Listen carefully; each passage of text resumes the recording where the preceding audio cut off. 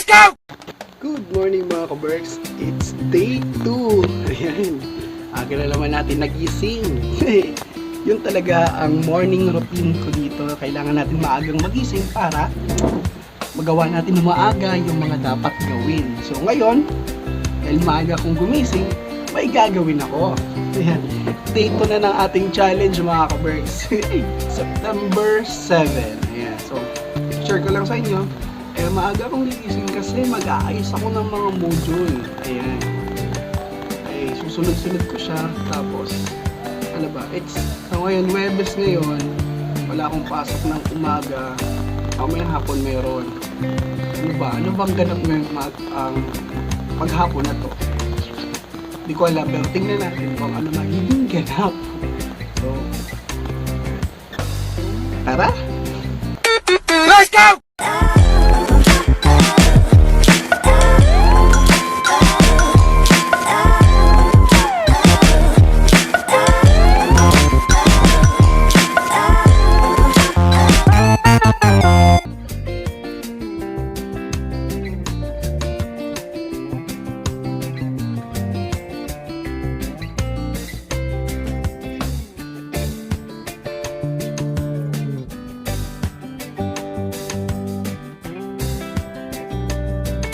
Let's go! Yun na nga mga ka-Berks, galing na ako ng canteen, tapos nakapagpa-xerox na ako ng module.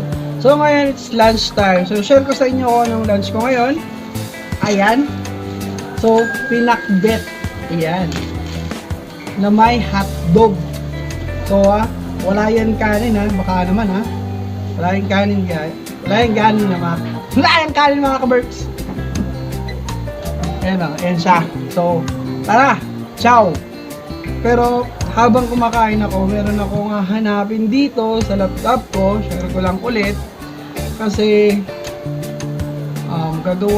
magpaprint ako ng poster para sa audition ng Samingkil. Yan, performing arts yun dito sa aming school. Performing arts. So, this is may kalabasa.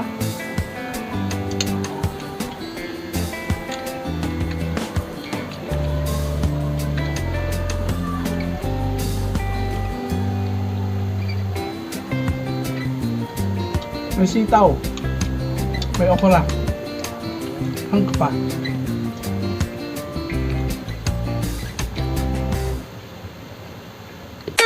Let's go!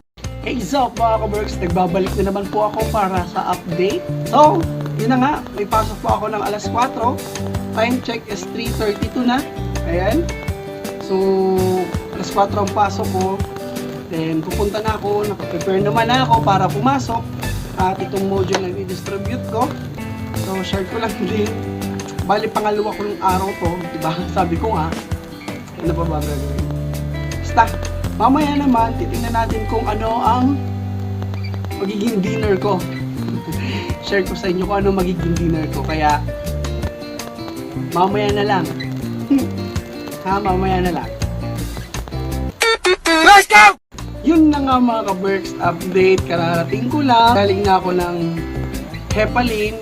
Yung Hepalin kasi yung bilihan ng mga ulam dito. Yan ang tawag doon, pero nandun lahat ng klaseng ulam. Kaya nagbumili ako ng pang-dinner ko ngayon. Tapos magluluto ako.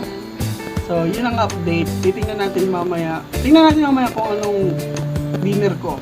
Pero in totally, bahala na. Wala akong masabi, sobrang pagod ko kasi. Pero yun, update ko kayo sa araw na to. Mula kaninang lunch hanggang ngayong gabi. Actually, di nga pala ako nag-breakfast.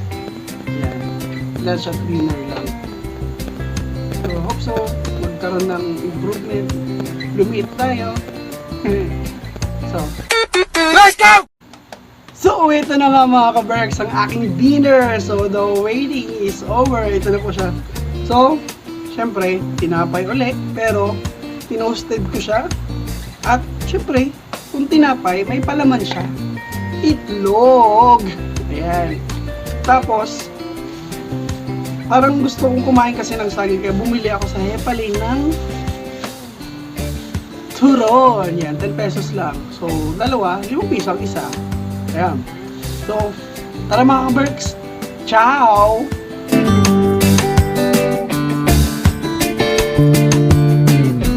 kinain natin yung tinapay at itlog. So, hindi ko pa napag-aaralan kasi kung ano mga health benefits nito. Pero mga sa susunod mga araw, may mga sabihin na akong health benefits ng mga kinakain ko. Kaya ngayon muna, review muna tayo. Good siya. Saka, isa din sa mga technique para hindi masyado magutom is kailangan mo pa natin may tubig. Bali ako, ang iniinom ko sa isang araw is 2 liters. Ay, 2 liters. Ay, 1.5 pala, sorry. Kaya, yun. Tara, kain tayo.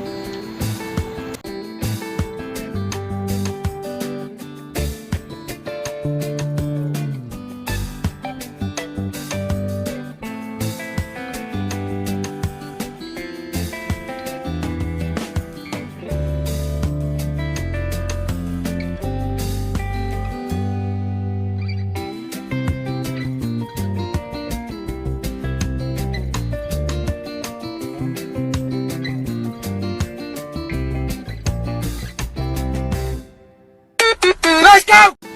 Yan na nga mga ka-Berks, natapos na naman ang isang buong araw. Yan.